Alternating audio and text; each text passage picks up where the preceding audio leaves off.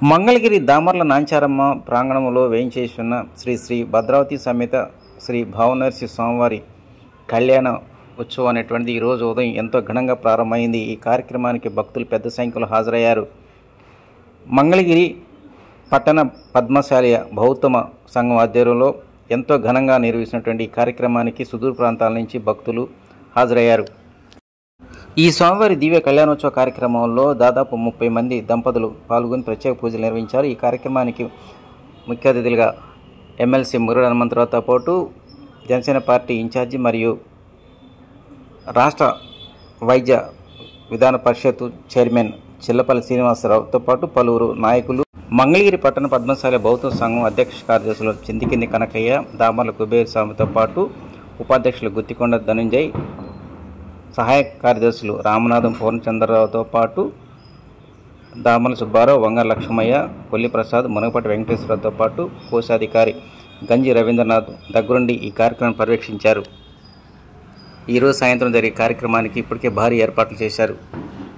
ఇది అంటే అన్ని శక్తులు అని అర్థం సంస్కృతంలో. శృణ్వన్ అయ్యా, ఆయన చెవులు ఎట్లా ఉంటాయి? చిన్నగా ఉంటాయా, పెద్దగా ఉంటాయా?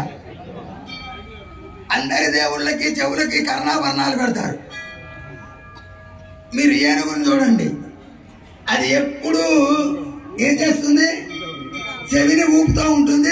అందుకని మనం ఏమన్నా ఊతిబి అయ్యా, నువ్వు సర్వశక్తులతో భద్రావతి సమేత భావనర్సి స్వామి కళ్యాణానికి విచ్చేసి శృణ్వన్ను మా మొరలు ప్రతిబంధకాలు కలగకుండా ఉండే విధంగా ఆడవాళ్ళ అక్షంతరం వేడి దాంట్లో చెప్పండి. మహ్యం సహా కుటుంబాయ శుద్ధి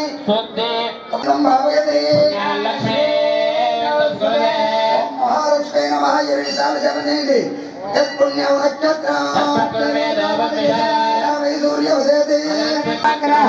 భద్రావతి సమేత భావనర్సి స్వామి ఉద్దిశ్య స్వస్తి పుణ్య వాచన మంత్ర